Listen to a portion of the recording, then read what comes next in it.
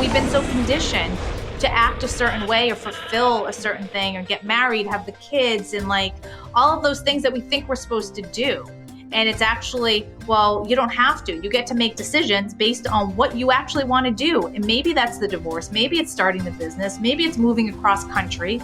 But whatever is going to make you happy is the right decision for you. And I'm sorry if you don't agree with that decision, but it's the best one for me. Hey, journeyers. Welcome to the Journey to Launch podcast. Today we have Miss Renee Bauer on the podcast. She has been a divorce attorney for 20 years and is the founder and managing attorney of Happy Even After Family Law, located in Connecticut. She also is an international speaker, author of 3 books, Divorce in Connecticut, The Ultimate Guide to Solo and Small Firm Success, and a children's book, Percy's Imperfectly Perfect Family. She's written a new book called She Who Wins, Ditch Your Inner Good Girl, Overcome Uncertainty, and Win at Your Life. Renee, welcome to the podcast. Thanks for having me. I'm excited to chat with you today.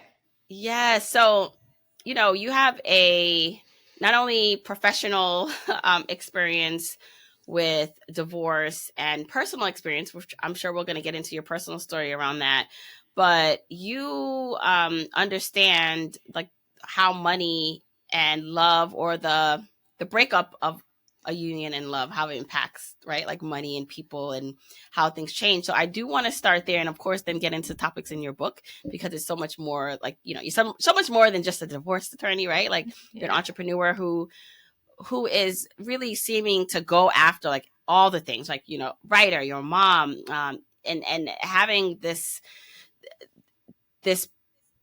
career and almost way that you look at life that I think is interesting. So to go back to kind of this idea of marriage and divorce and money, can we talk a bit about your experience with that, both sides, professionally and personally, so that we listening and can learn from that as we move forward in our relationships? Yeah. Oh my gosh, there's so much to unpack there. But let's start with so I've been a divorce lawyer for a long time now, and money is usually the thing that people come into my office with and say, well, money's the root of the breakdown of our marriage. And it's also the reason why people will stay in a bad or toxic or broken marriage, because they're afraid of money, or they're afraid they don't have enough money, or they've never handled the money in their marriage, and so they don't know how to do it and they're intimidated. So that holds them stuck as well. So, one of the first things for anyone who's listening who isn't even thinking about divorce, they're in love, maybe they're getting married, they love their partner, start to have those uncomfortable conversations around money, even when things are amazingly well between you.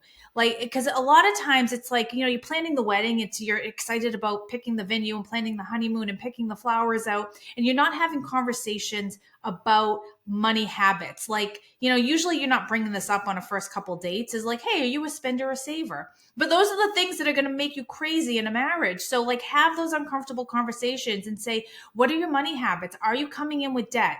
Do you like to save? Do you like to spend? How do you like to spend money? Some people want things. They want the big house, and other people want experiences and vacations.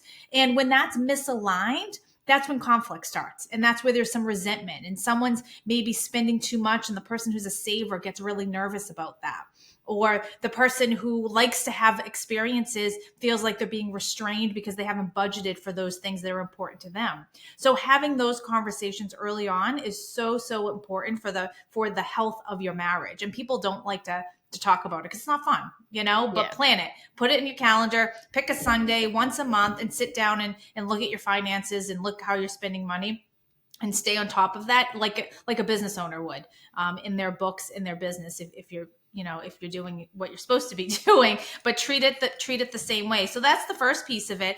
But often money is the thing that really, when a marriage has gotten past the point of no return, money is the thing that keeps people stuck in the divorce, and they're fighting over the divorce money, and they're fighting over alimony. Alimony is one of the hardest things really to resolve in a divorce.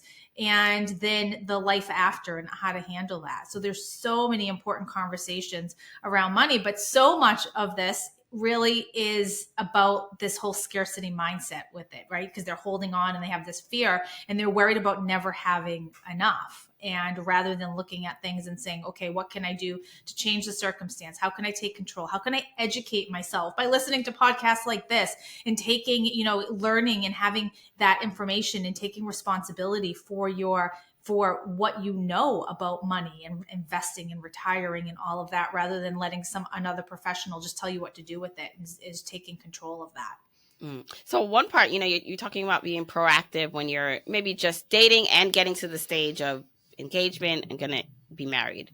But I suspect that for some people, they have not had this conversation and they're in a long-term relationship and or marriage.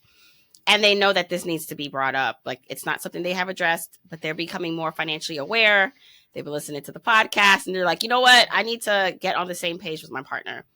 What tips do you suggest for people who have not been as proactive, but who do feel like they need to start talking and speaking up more, but then maybe have a fear that the partner, because they have not spoke about this before, is going to look at them like, wait, what's going on? Why you want to, talk about money all of a sudden? I think like anything else, if you're sitting at the dinner table and you throw this out to your partner and they hear it for the first time, it's not going to be well received.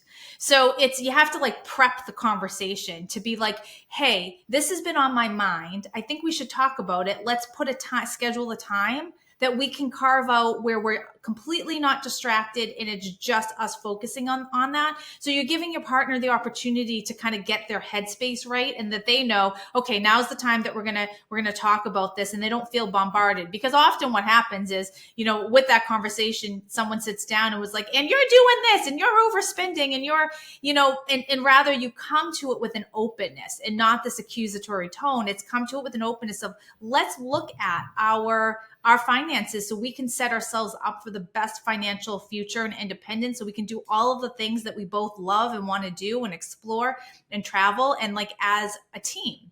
And you approach it like that and put that time in the calendar, and maybe even show up with documents like you would if you're meeting with a lawyer or going through a divorce or a mediation. Like, pull together your stuff if you don't know it. Pull together, like, do you have retirement assets and what does that look like? A lot of times couples don't even know what each other has. And it's like, oh, I'm just contributing. I have no idea what's in there.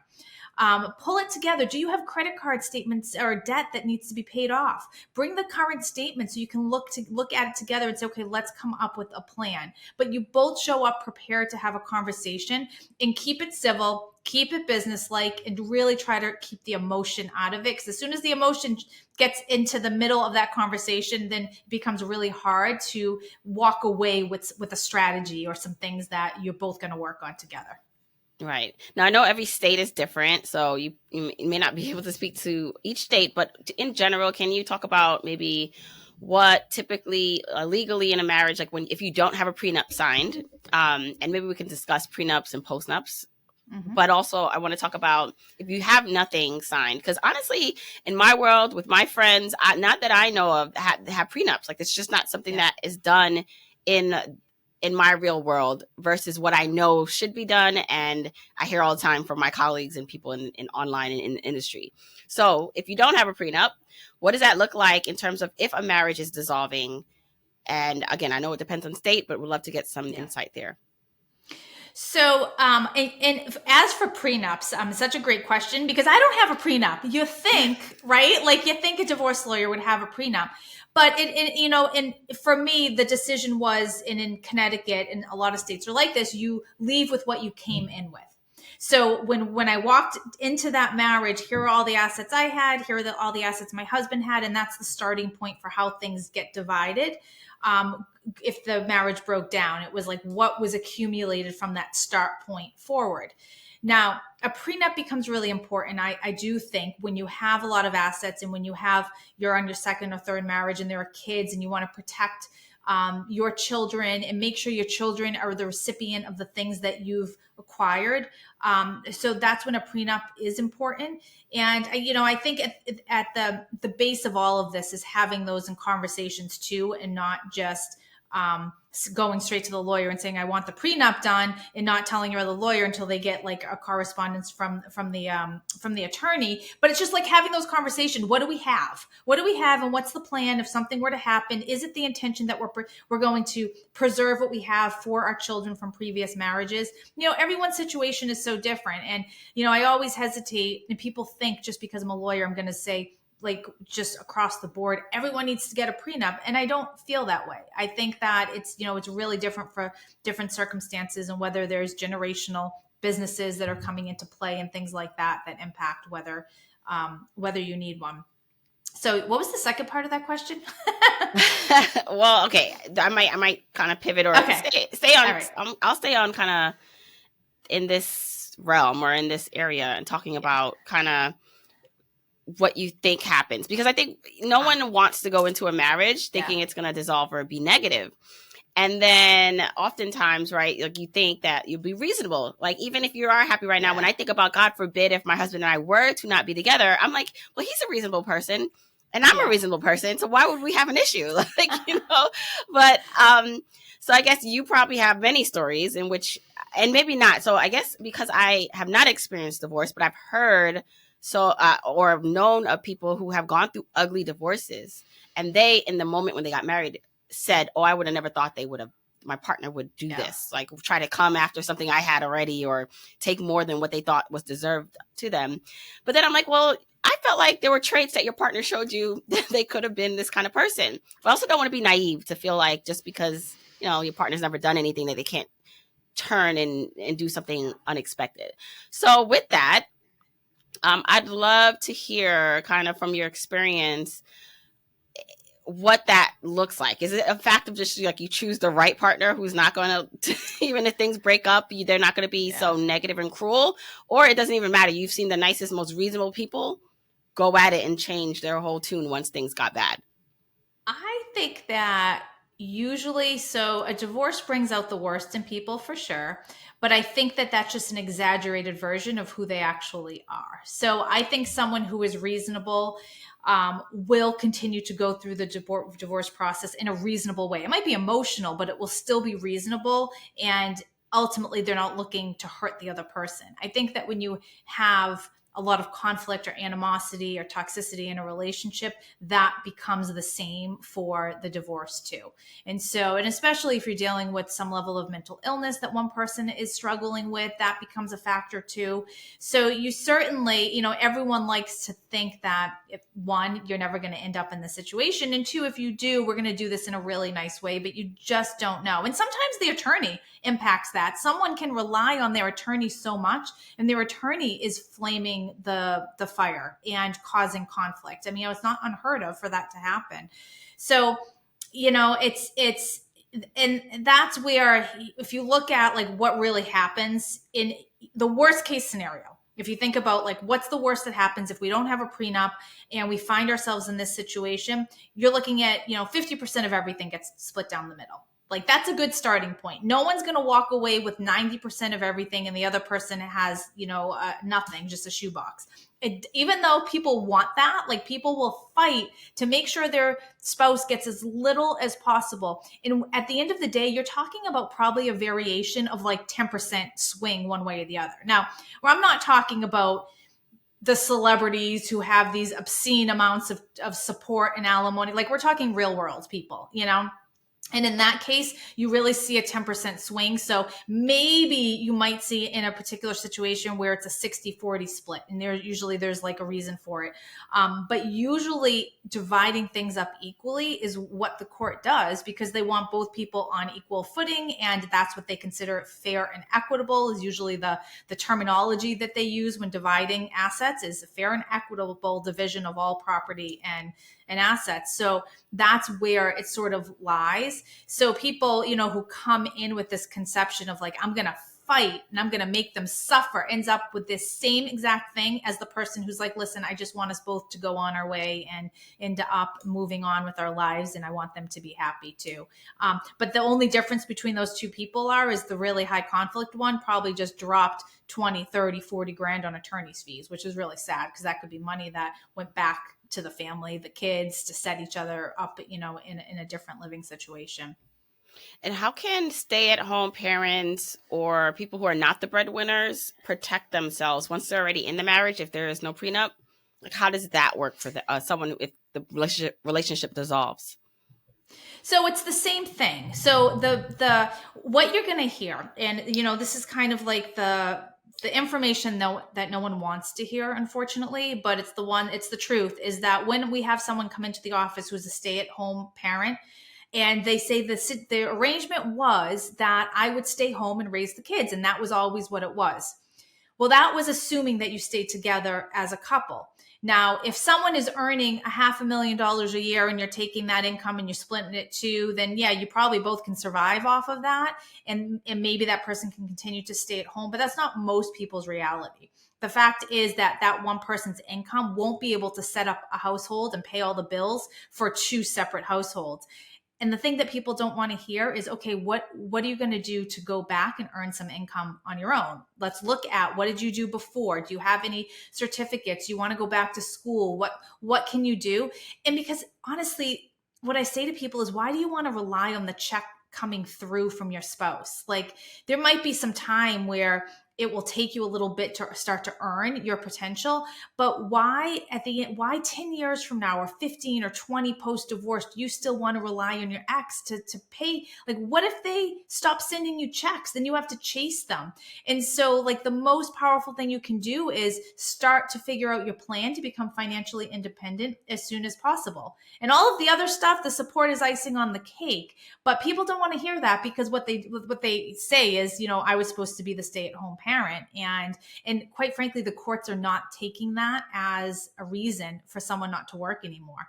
And so many of the judges out there are working moms. And so when a mom says, you know what, the plan was for me to stay home, then, a lot of times you'll have a judge say, you know what, at some point I wanted to do that too. And I have to work and I have to support my family. And so do you. And it's a really unpopular truth and a hard thing for someone to hear who's going through it and feeling so emotional about it. Now, you yourself have personally experienced divorce. You've had almost, would you say, like reemergence, and had into like new careers or different, have done different things with your career.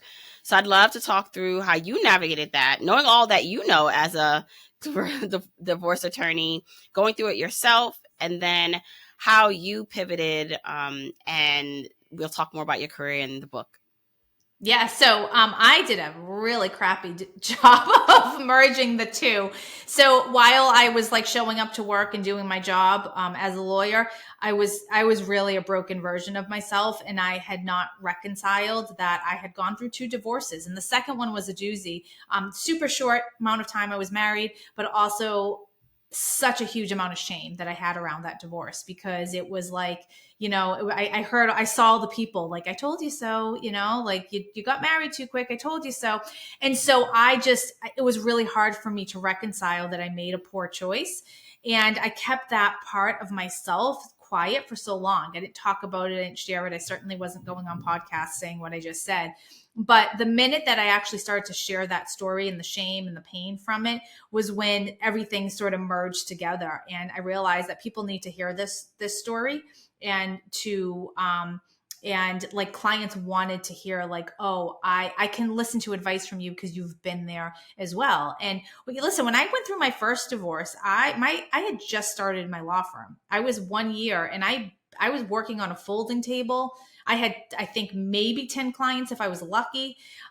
So it was a grind. And I had many moments of, how am I going to afford my bills? How am I going to afford my lifestyle? And it forced me to really focus on, okay, now I have to get really good with numbers. Now I have to really focus on what business growth means. And I'm not just having some fun in a law firm and killing time while my husband's at work. Like I had to say, all right, what am I going to do to turn this not just into a job, but into something that will support me and will give me comfort and will give me the ability to give my son the life that I want for him and to go on the vacations and do all of that. So I had to be really intentional about that, because I was not in a good financial place at the time of my divorce. And people think like, oh, you were a lawyer, like you were all set. And I was not at that point. I was a brand new business owner that didn't have any sort of reliable income at that point. And so that was your first divorce that Yeah. you're talking about, right? And then you went through the second one. So for you,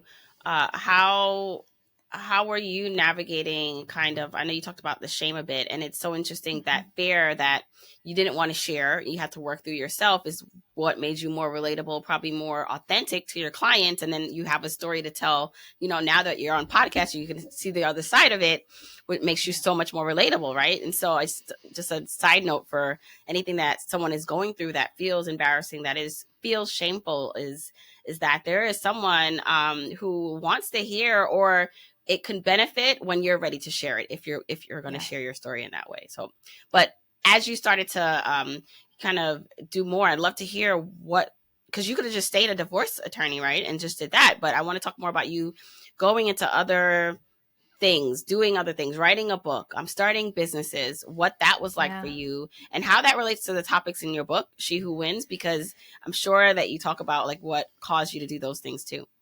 Yeah, so it's funny how life kind of unfolds and happens during seasons. And I had spent so much of my time as a divorce lawyer litigating in courtroom, doing trial work, and I loved it for a while until I didn't anymore.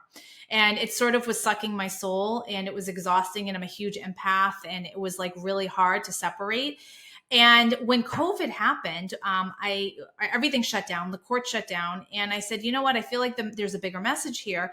And what is it? And I really loved working with women, and I loved helping them see that they were going to be okay on the other side of divorce. So I started to talk about create a community for divorced women, which then I realized, you know what? The problem that so many women have actually is not a marriage problem; it's a worthiness problem, and it's having uncomfortable conversations or taking bold moves like starting the business or investing, or there were so many things that women are holding themselves back from. And so that's when I started to realize, I'm like, okay, maybe let me work a little bit on women's and female empowerment. And I host a live event. I'm like, I don't know who's going to show up at this thing. It was in 2021, and we sold out. And I'm like, okay, like there people are craving for this connection, to have these conversations.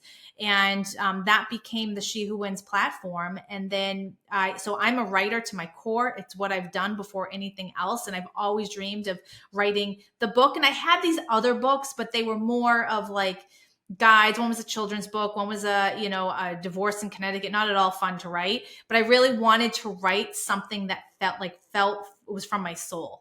And the She Who Wins book was that. It was taking really vulnerable personal stories and talking. I mean, I talk about divorce because it's part of my story, but it's not a divorce book. It's talking about worthiness and body image, and talks about money, and it talks about relationships, and talks about taking risk and how to make decisions and trust yourself, and all of those things that I saw women go through.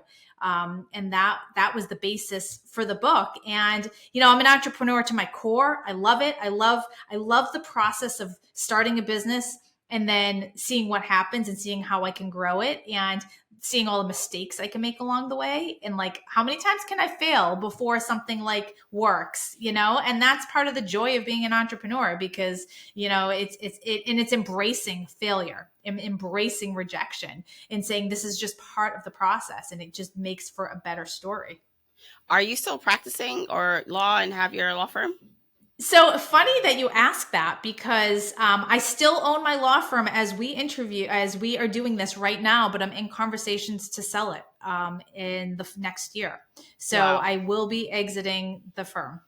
Okay. Well, see, and I asked that because there's so many of us who are multi-talented. We're layered, right? Someone listening may. I have a lot of lawyers and professionals who have gone through years of schooling or doctors to do what they're doing, but there's something else that they want to do too. Yeah. And then it's a matter of, maybe they're a parent, or maybe they're taking care of someone, or they feel overwhelmed already with their life, but there are other avenues they want to explore. And so managing that, like, how do you juggle your time to be able to do that?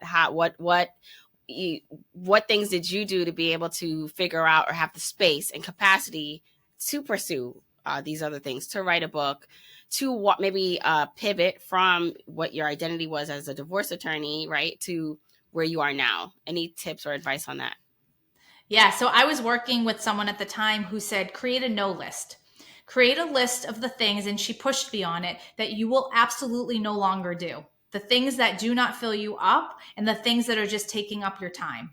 And I created this no list. And one of the things on there was I was going to cut back or not take any more clients. And I thought to myself, I kind of laughed. I'm like, yeah, I'm the rainmaker in the firm. Like, people come to me. It's my name on the business sign. It was at the time. It's not anymore. And I was like, that's never going to happen. But I put it down in that list. And every time a new client called to meet with me, I said no.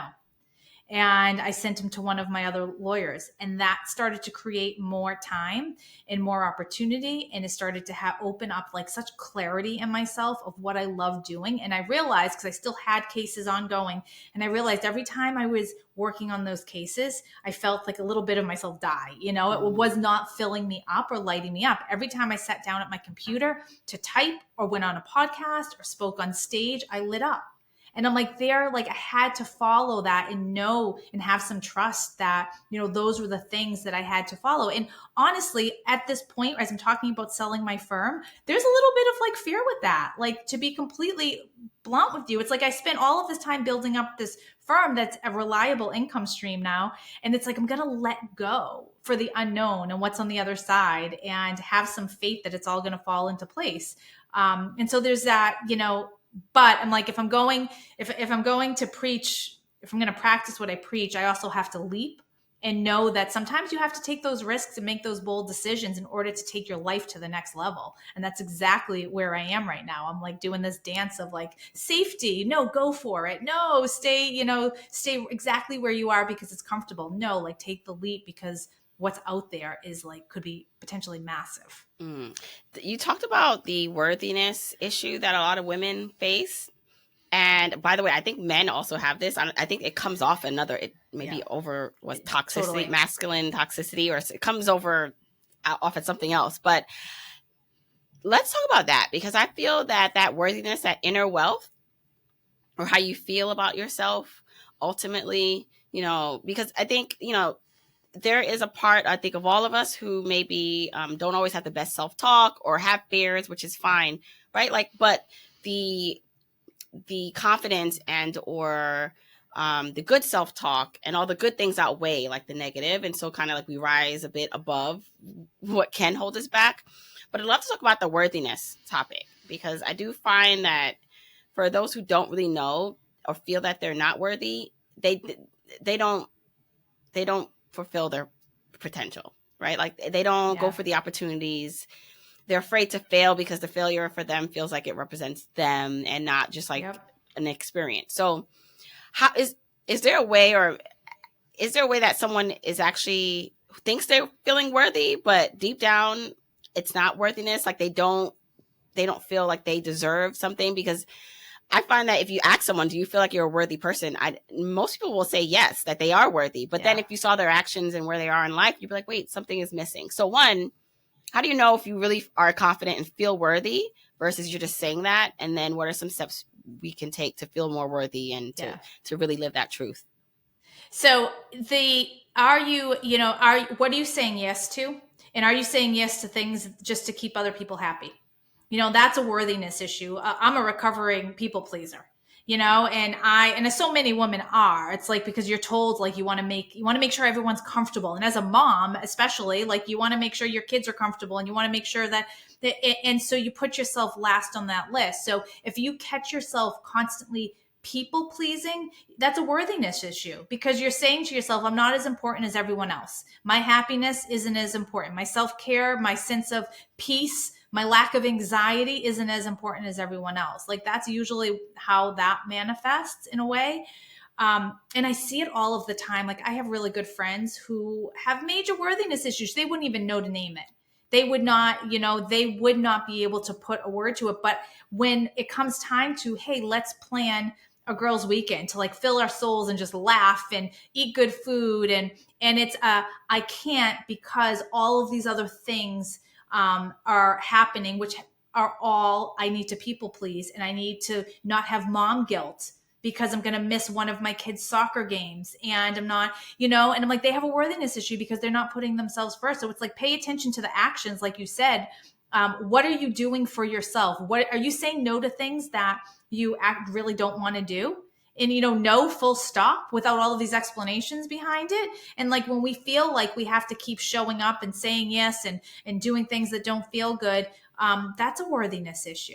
So it's just like really pay attention to, are you making decisions based on what feels good inside of you? Like we are so intuitive as to what, like a gut, like I can feel something. I can, a conversation with someone, if it doesn't feel right, like it feels physical to me when it doesn't like feel like a yes. And it's like, honor that gut instinct and say no to those things, and also honor yourself and say yes to the things that even if it's going to be requiring you to rearrange your schedule so your kids get to soccer on time, but you will leave 48 hours later filled up with laughter and like just time to be. Like that's a worthiness issue, is when we just don't take time to really fill our own soul or our body, our time for exercise. Like, how many times do people say, I don't have time to work out or move or do whatever it is? Like that's a worthiness issue. Yeah.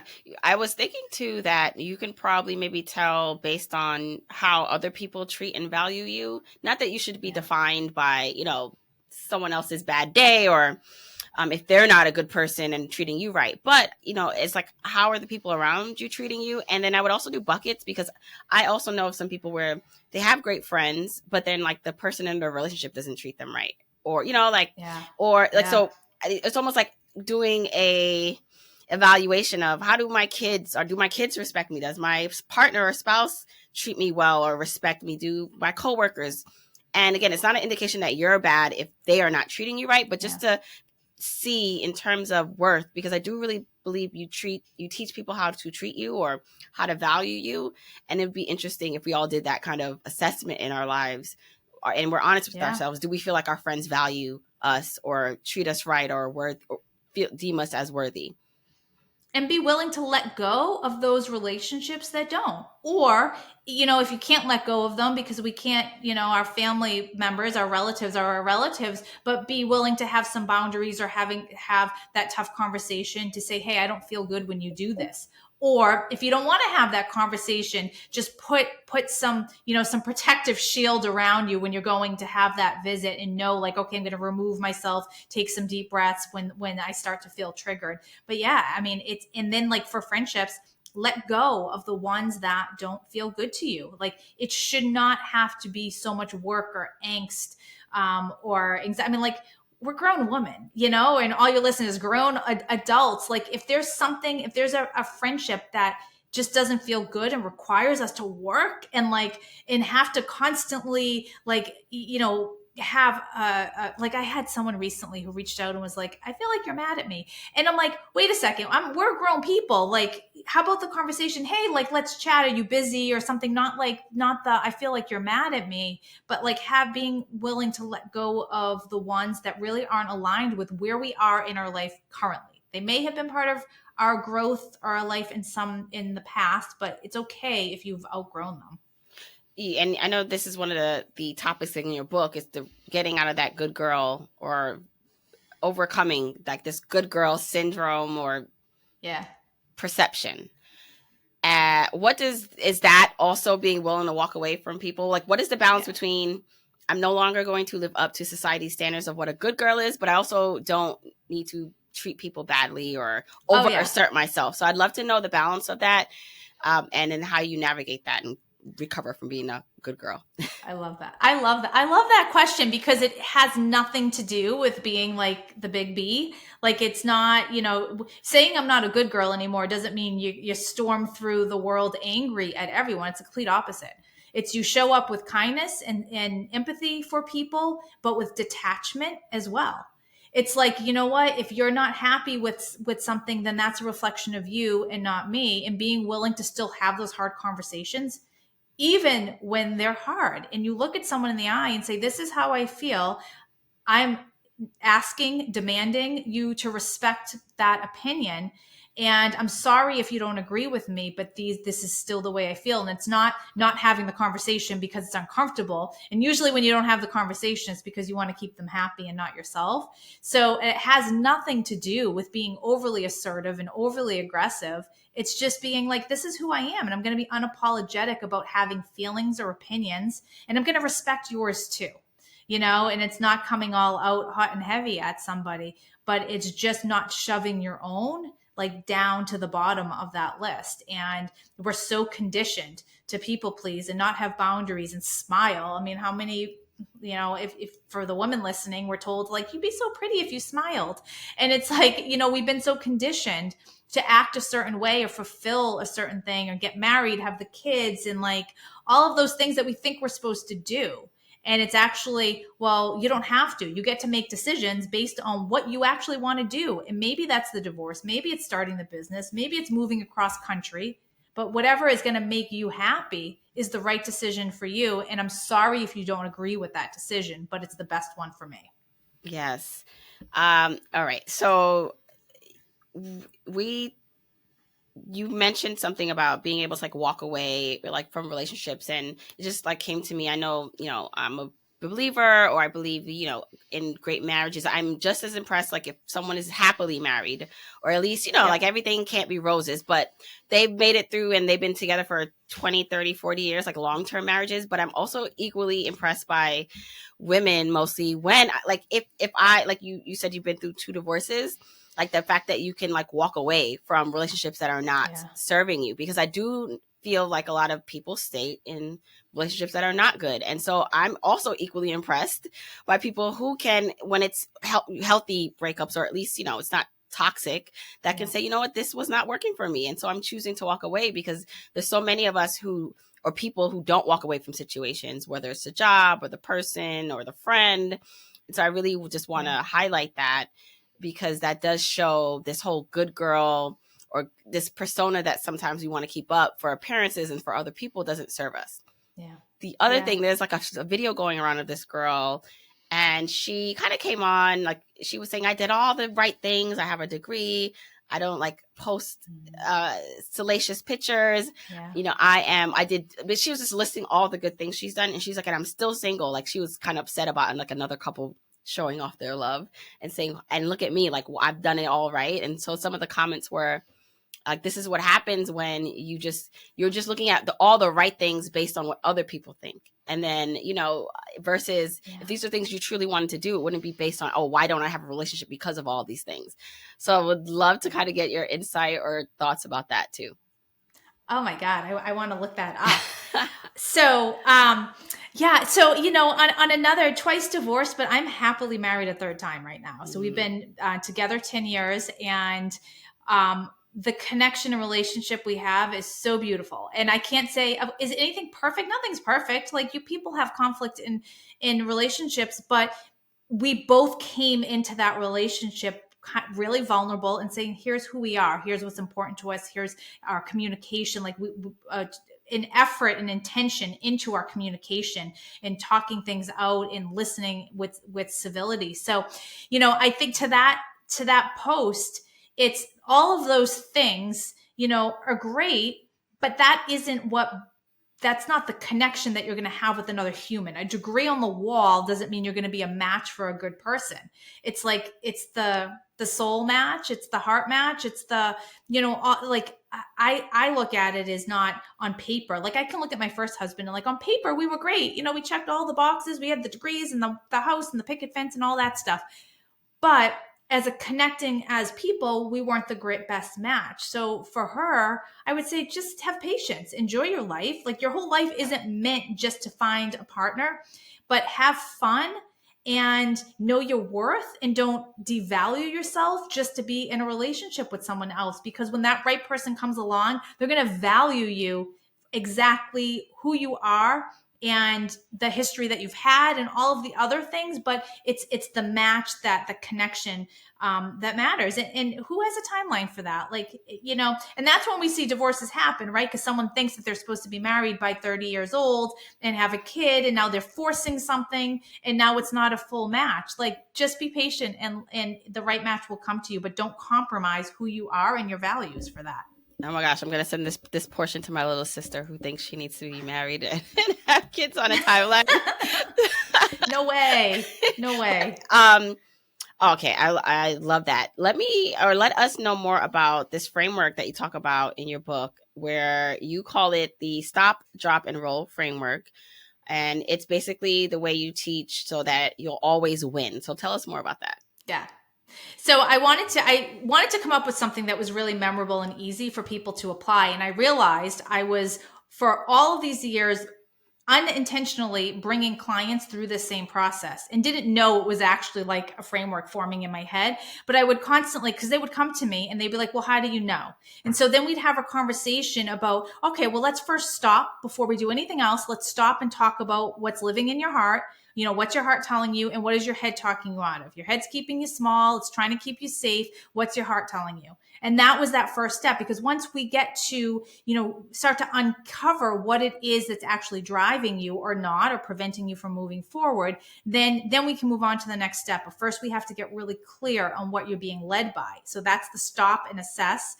And then the next step is to drop your excuses, because what always happens anytime we're at a crossroads or making a decision and we know we want something, whether it's leaving the marriage or starting the business, whatever it is we know that we want, our excuses step in, and we think another time, when I have more money, when I'm thinner, when I have more, it's all of these like later things. What excuses are holding you back?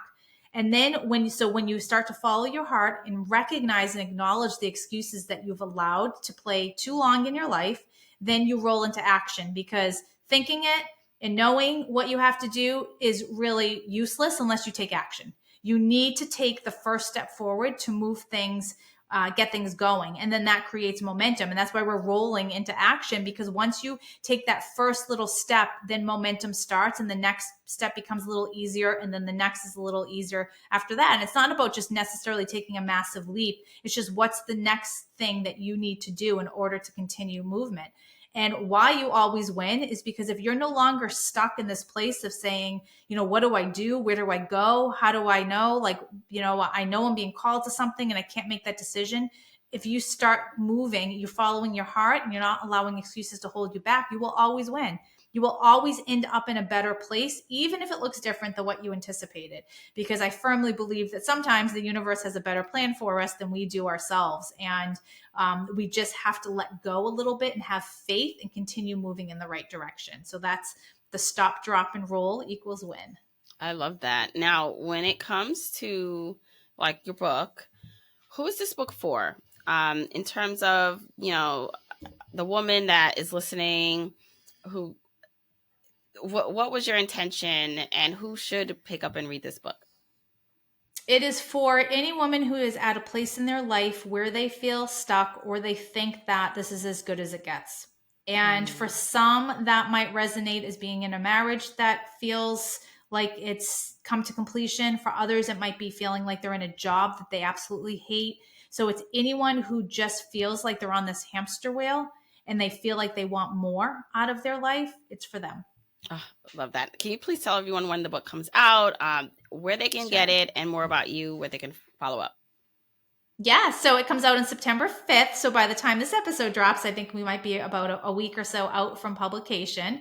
And right now with pre-orders, we're giving away a ton of free bonuses. So while you can get the book at any major bookseller, Amazon and the like, and Barnes & Noble, if you go to shewhowinsbook.com, there you can access all of the pre-order bonuses that I'm giving away for another week until the book gets released. All right. So say that site one more time. shewhowinsbook.com. Awesome. I will link all of that in the episode show notes. Renee, thank you so much for coming on the show. Thank you so much. I love this chat.